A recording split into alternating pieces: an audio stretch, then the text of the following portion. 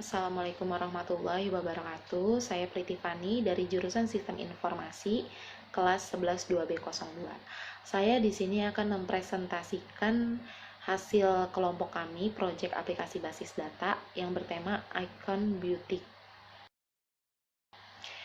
Untuk nama kelompoknya kita terdiri dari 4, untuk ketuanya Alia Rayyana, anggotanya Priti Fani, anggota kedua Agnes Prihatiningsih, dan anggota ketiga Amelda Triastuti. Di sini saya akan menjelaskan tentang konsep dasar database. Secara umum, arti basis data adalah kumpulan data yang menyimpan informasi yang terorganisir, sehingga dapat dengan mudah diakses, dikelola, dan diperbarui. Dengan kata lain, basis data atau database digunakan oleh suatu organisasi sebagai metode untuk menyimpan, mengelola, dan mengambil informasi. Database modern dikelola menggunakan sistem manajemen basis data.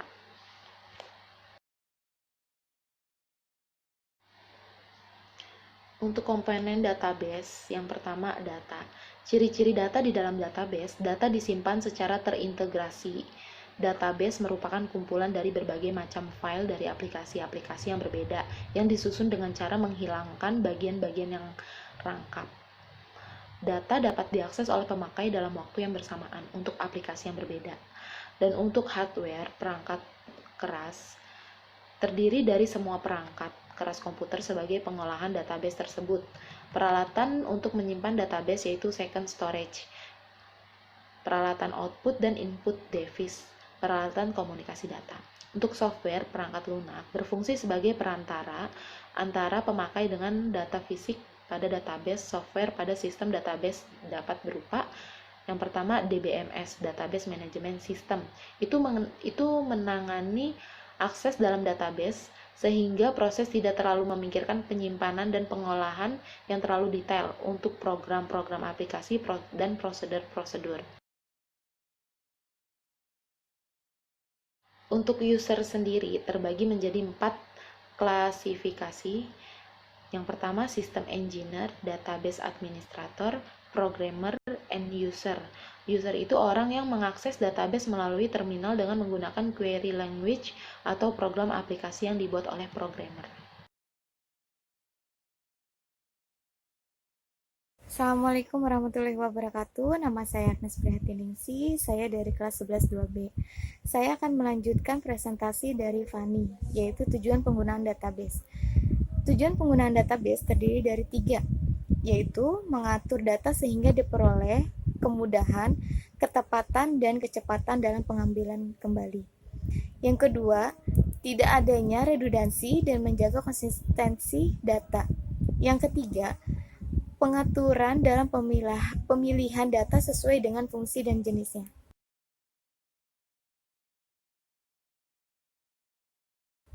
Manfaat database terdiri dari 8, yaitu kecepatan dan kemudahan atau speed.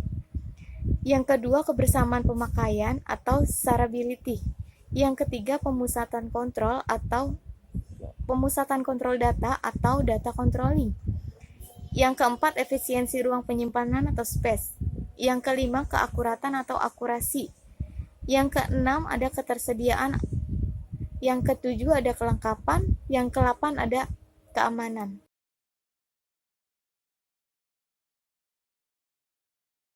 Kelebihan sistem database terdiri dari 6, yaitu 1. Kerangkapan dan inkonsistensi data dapat dikontrol sehingga tidak terdapat data rangkap.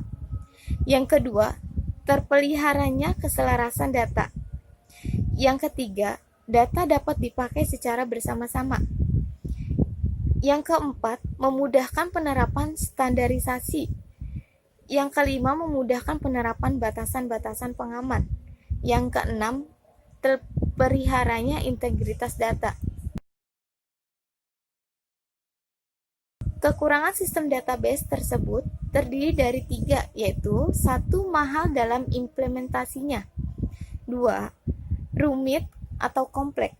Yang ketiga, kerusakan pada sistem database dapat mempengaruhi departemen yang terkait. Assalamualaikum warahmatullahi wabarakatuh. Saya Amelda Triastuti dari kelas 11 2B akan melanjutkan presentasi yang dari Agnes. Sebelum menuangkan rancangan database ke dalam struktur fisik, terlebih dahulu harus membuat dokumentasi dalam bentuk logik berupa struktur database menggunakan bantuan Entity Relationship Diagram atau disebut dengan istilah IRD. Relational Diagram atau IRD adalah proses hubungan antar file yang direlasikan dengan relation key yang merupakan primary key dari masing-masing file. IRD merupakan pemodelan database dengan menggunakan diagram relasi antar entitas untuk memodelkan struktur data dan hubungan antar data. Untuk menggambarkannya digunakan beberapa notasi dan simbol. 1. Penentuan entitas. Entitas merupakan objek yang mewakili sesuatu yang nyata dan dapat dibedakan dari sesuatu yang lain. Simbol dari entitas biasanya digambarkan dengan persegi panjang. Dalam studi kasus yang kami buat, kami membuat 4 entitas, yaitu barang, transaksi, customer, dan karyawan. Selanjutnya, penentuan atribut. Atribut pada IRD dilambangkan dengan bentuk bulat. Pada entitas customer, kami membuat atribut sebagai berikut: nama customer, nomor telepon, alamat. Di alamat dan nomor handphone, nomor telepon, nama ID customer sebagai primary case. Lalu entitas barang atributnya yaitu kode barang sebagai primary key, jenis barang, ukuran tersedia, kode barang, harga. Lalu di transaksi ada ID customer sebagai primary key, nama customer, nomor order, kode barang, transaksi, tanggal, jumlah beli, nomor order, total. Nama customer, kode barang, jumlah beli, ID customer, total. Lalu di karyawan ada nama karyawan, nomor handphone, ID karyawan, yaitu sebagai primary key, nama karyawan, alamat, nomor telepon, jabatan. Penentuan kardinalitas. Kardinalitas relasi menunjukkan maksimum entitas yang dapat berelasi dengan entitas pada himpunan entitas lain. Kardinalitas relasi yang terjadi di antara dua himpunan entitas dapat berupa 1 ke 1 atau one to one, 1 ke banyak one to many, dan banyak ke banyak atau many to many. Pada kasus kali ini kardinalitasnya yaitu one to one. Ada customer sebagai tabel utama dan transaksi sebagai tabel kedua. Untuk relationship-nya yaitu one to one. Untuk atribut penghubungnya ada ID underscore cast sebagai foreign key. Jadi untuk cara membacanya sendiri, customer melakukan transaksi, yaitu dan ada ID cast di tabel customer dan ada di ID cast di tabel transaksi sebagai foreign key. Dan yang selanjutnya yaitu untuk kardinalitas selanjutnya ada transaksi sebagai tabel utama dan barang sebagai tabel kedua. Yaitu untuk relationship-nya one to one, dan untuk atribut penghubungnya yaitu kode barang sebagai foreign key yang ada di tabel transaksi. Dan kalau kode barang yang di tabel barang itu sebagai primary key. Jadi transaksi memiliki barang, yaitu one to one.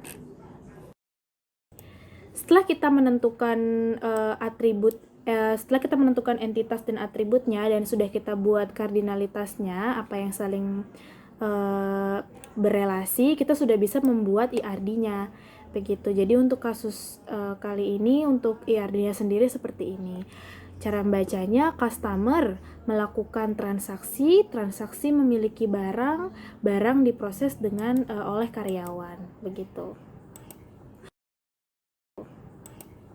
Untuk logical relational structure adalah representasi dari struktur record pada tabel yang terbentuk dari hasil relasi antar himpunan entitas. Menentukan kardinalitas, jumlah tabel, dan foreign key sebagai berikut. Seperti yang tadi sudah dijelaskan, ada one to many, dan many to many. Untuk LRS kelompok kami, icon butik, yaitu seperti ini. Ini dibuatnya di Microsoft Access. Ada customer dan nama sebagai foreign key, karyawan ada ID karyawan sebagai customer sebagai primary key, ada karyawan juga sebagai primary key, dan barang di kode barang sebagai primary key, transaksi ada no order sebagai primary key. Selanjutnya pembuatan database melalui Common Prompt. Common Prompt ini adalah sistem operasi berbasis data perintah karena sebenarnya Common Prompt atau DOS prompt ini pada awalnya digunakan sebagai sistem operasi. Akan tetapi setelah DOS mulai banyak ditinggalkan, maka sekarang DOS tetap diintegrasikan oleh Microsoft pada Windows yang lebih kita kenal dengan MS-DOS atau Common Prompt. Dalam pengerjaan database Common Prompt dalam pengerjaan database melalui Common Prompt MariaDB, kita perlu memahami beberapa dasar bahasa pemrograman seperti DDL dan DML, yaitu Data Definition Language atau Data Manipulation Language. DDL sendiri adalah kumpulan penentuan perintah SQL yang dapat digunakan untuk membuat dan mengubah struktur dan definisi tipe data dari objek-objek database seperti tabel, indeks, trigger, view, dan lain-lain. Dan untuk DML sendiri adalah kumpulan perintah SQL yang berhubung dengan pekerja pengolah data di dalam tabel. Langkah-langkah pembuatan database menggunakan CMD atau Common Prompt DOS. Yang pertama yaitu kita masuk ke dalam MariaDB. Caranya kita aktifkan MySQL pada XAMPP-nya terlebih dahulu. Setelah itu kita bisa buka dengan mengetikkan cd enter atau lalu cd XAMPP. Lalu di enter. Setelah itu kita ketik cd MySQL, di enter lagi, cd bin, di enter. Setelah di enter lagi, setelah itu kita ketikkan MySQL strip u spasi root strip p, lalu di enter. Setelah itu kita bisa apabila sudah aktif untuk MariaDB-nya, kita bisa membuatkan database dengan nama database kita. Kalau untuk kali ini kelompok kita buatnya icon_boutique karena toko kita itu pembuatannya nama tokonya icon_boutique menggunakan query create dengan cara kita ketik create spasi database icon_boutique titik koma. Apabila sudah berhasil akan ada keterangan query OK, berarti untuk database sendiri sudah berhasil untuk dibuat. Setelah itu kita aktifkan database-nya dengan menggunakan query use. Caranya ketik use nama database atau use icon_boutique titik koma. Apabila sudah berhasil, di situ ada keterangan database change. Selanjutnya, apabila untuk database kita sudah aktif, kita bisa langsung membuat tabel. Kita bisa langsung membuat struktur tabelnya menggunakan query create table untuk membuat tabel. Dan untuk melihat struktur tabel yang sudah dibuat, nanti kita bisa menggunakan query dsc spasi nama tabel yang sudah kita buat. Dan untuk kali ini kita pertama-tama akan membuat tabel customer, yaitu untuk untuk atributnya sendiri yaitu ID_cast untuk tipe datanya varchar, size-nya 10 dan dia sebagai primary key. Nama _cast yaitu tipe datanya varchar juga untuk size-nya 25, alamat untuk tipe datanya varchar juga untuk size-nya 50, nomor no_telepon tipe datanya varchar, size-nya 15. Apabila kita sudah menentukan untuk struktur tabelnya, kita bisa langsung ketikkan di MariaDB Common Prompt MariaDB-nya dengan cara ketik create table customer. Untuk customer itu kita nama tabelnya ya, ketik create table nama table kurung buka, lalu di enter agar rapi. Kita buat untuk atributnya, yaitu ID underscore customer sesuai yang tadi, varchar untuk size-nya kita buat kurung 10 kurung tutup. Dan kalau misalnya untuk atribut yang pertama itu primary key, kita ketik primary key begitu. Apabila sudah semua selesai, kita ketik untuk atributnya, lalu jangan lupa kurung tutup untuk menutup kurung buka yang pertama tadi, lalu di titik koma, lalu enter. Apabila sudah berhasil, untuk seperti biasa akan ada keterangan query oke. Dan untuk tabel karyawan sendiri, itu untuk pembuatan tabel karyawan itu caranya sama. Untuk struktur tabel karyawan ada ID underscore KRY, untuk tipe datanya varchar, size-nya 10, dan untuk keterangannya sendiri dia sebagai primary key. Lalu selanjutnya ada NM underscore KRY atau nama karyawan, dia varchar juga, untuk size-nya 25. Untuk alamat, nomor telepon, jabatan semuanya tipe datanya varchar, dan untuk alamat size-nya sendiri 50, nomor telepon 15, dan jabatannya 25. Untuk caranya sama, tidak beda jauh. Lalu apabila sudah berhasil, ada keterangan query oke. Lalu selanjutnya itu kita buat, dan di sini ada tabel transaksi. Tabel transaksi itu dia ID underscore cas sebagai primary key, untuk tipe datanya varchar, size-nya 10, dia sebagai primary key. Dan di sini ada tanggal. Tanggal kita buat tipe datanya date. Jadi kalau tanggal kita bisa buat tipe datanya date, dan nanti saat pengisian recordnya sendiri itu untuk formatnya yaitu tahun, bulan, tanggal. Jangan format Indonesia, jadi tanggal, bulan, tahun. Jadi nanti kayak nggak bener gitu nanti hasil dari inputan kita kalau misalnya formatnya seperti itu. Dan untuk jumlah underscore beli dan total kita buat integer, karena untuk jumlah beli dan total sendiri dia berupa angka bulat gitu. Jadi seperti ini sama caranya.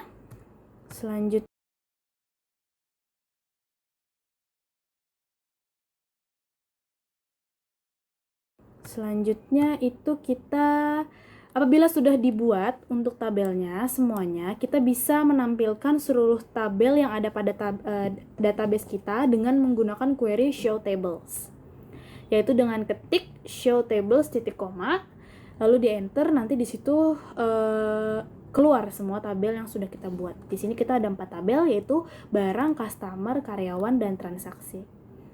Lalu selanjutnya apabila sudah dibuat tabelnya, kita bisa langsung mengisi record pada tabel-tabel kita, yaitu kita menggunakan query insert into nama tabel, values, kurung buka, lalu kita langsung masukkan datanya. Karyawan sendiri untuk kolomnya yaitu yang pertama kolom ID karyawan, lalu selanjutnya kolom nama, selanjutnya kolom alamat, selanjutnya nomor telepon, dan yang terakhir itu kolom jabatan. Jangan lupa menggunakan titik atas di setiap isinya. Apabila sudah berhasil, ada seperti biasa nanti akan ada keterangan query oke. Begitu. Jadi seperti ini nanti hasilnya. Nah, kalau misalnya kita sudah buat kita sudah masukkan untuk record-recordnya sendiri, kita bisa melihat isinya itu dengan menggunakan query select bintang, yang artinya all from karyawan nama tabel titik koma. Jadi select bintang from karyawan titik koma, begitu. Nanti di situ semua recordnya keluar berdasarkan record yang sudah kita masukkan. Nah, untuk integer sendiri nanti kalau untuk tipe data yang integer sendiri kita tidak perlu menggunakan titik atas begitu. Tapi untuk yang lainnya kita harus menggunakan titik atas. Selanjutnya mengubah size pada field nama underscore cas di tabel customer menjadi 30. Jadi kita bisa menggunakan query alter begitu. Jadi kalau misalnya kita sudah buat strukturnya, Misalnya untuk nama customer sendiri kita buat size-nya itu 25. Oh, ternyata kurang. Kita bisa ganti untuk size-nya menggunakan query alter. Caranya kita ketik alter table, nama table, lalu change column, nama yang mau di kolom yang diganti. Lalu kita langsung saja ketikkan nama kolomnya, tipe datanya apa, dan untuk size yang mau kita ubah. Jadi untuk kasus kali ini kita buatnya alter table customer, change column, nama underscore cast, varchar kurung buka 30 kurung tutup titik 2. Apabila berhasil nanti akan ada keterangan query oke, dan kalau kita cek dengan mengetikkan dash customer titik koma, itu nanti akan ganti nama underscore customernya. Di kolom nama underscore customernya itu tipe data varchar, nanti jadi size-nya jadi ganti 30 begitu. Selanjutnya kita mau menampilkan isi record table transaksi dengan total kurang dari 1 juta. Jadi kalau misalnya datanya record yang sudah kita buat ada banyak, lalu kita mau cari pembelian, kayak kita mau rekap pembelian yang kurang dari 1 juta. Caranya itu bisa dengan select all, select bintang from transaksi dari tabel transaksi where, di mana kolom total kurang dari ketik 1 juta titik koma. Nah, lalu kita enter. Nah, di situ nanti keluar untuk record-record yang jumlah pembeliannya kurang dari 1 juta. Gitu. Selanjutnya kita akan coba fungsi join. Perintah join dalam SQL digunakan untuk menampilkan database pada tabel yang saling berhubungan atau berelasi. Artinya kita dapat menampilkan data dalam beberapa tabel hanya dengan satu kali perintah. Contoh, kita mau menggabungkan tabel transaksi dan tabel customer. Kolom yang mau kita keluarkan yaitu tanggal no order total dari tabel transaksi, nama customer dari tabel customer. Kita menggunakan fungsi inner join. Caranya itu gampang, kita tinggal ketik select transaksi dot tanggal, karena kan kita mau keluarnya kolom tanggal yang ada pada tabel transaksi. Jadi kita ketiknya transaksi dot tanggal, koma transaksi.no underscore order, customer.nama underscore cast, transaksi.total, enter agar lebih rapih, from customer inner join transaksi, dari customer digabungkan dengan transaksi. Jadi kalau misalnya kita mau menggabungkan beberapa tabel begitu, jadi agar berhasil di dua tabelnya itu harus saling terikat. Kalau pada kasus kali ini kita buatnya on customer dot id underscore cast sama dengan transaksi dot id underscore cast titik koma. Maksudnya apa? Pada tabel customer itu dia ada primary key-nya, ada primary key id.customer, dan pada tabel transaksi ada foreign key id.customer. Jadi artinya customer dan transaksi ini dia saling berelasi, saling berhubungan begitu. Kalau misalnya kita buat untuk tabelnya sendiri saling berhubungan, jadi nanti kalau kita memasukkan ke command prompt-nya bisa begitu berhasil. Nanti kalau sudah selesai kita tinggal enter. Nah, di situ keluar tanggal, no order, nama, dan total pembeliannya gitu. Selanjutnya kita mau menampilkan no order total dari tabel customer, no order total dari tabel transaksi, nama customer dari tabel customer. Lalu kita mau buat alias lagi nih dengan nama bonus. Bonus akan didapat jika total lebih dari 1 juta, yaitu bonusnya sendiri adalah tote bag. Kita menggunakan fungsi inner join dan perintah if. Caranya bagaimana? Sama, jadi kolom-kolom yang mau kita buat itu kita ketik berdasarkan tabel ya. Jadi kayak kita mau pilih tanggal yang ada pada tabel transaksi, berarti transaksi.tanggal dan seterusnya. Setelah itu kita enter, jangan lupa koma, Kalau misalnya udah kita pilih kolom-kolom apa yang mau dikeluarin, jangan lupa koma, lalu di enter. Setelah itu kita ketik if kurung buka transaksi.total jika total pada tabel transaksi lebih dari 1 juta, tanda kutip bonus tote bag tanda kutip, tanda kutip no bonus tanda kutip kurung tutup S tanda kutip sebagai S itu sebagai tanda kutip bonus tanda kutip lagi. Lalu kita gabungkan oncustomer.id_customer sama dengan transaksi.id_customer titik koma. Jadi pada perintah if-nya sendiri, cara bacanya jika total pada tabel transaksi lebih besar dari 1 juta, maka akan mendapatkan bonus, dan jika tidak, no bonus. Buat kolom baru buat alias sebagai bonus.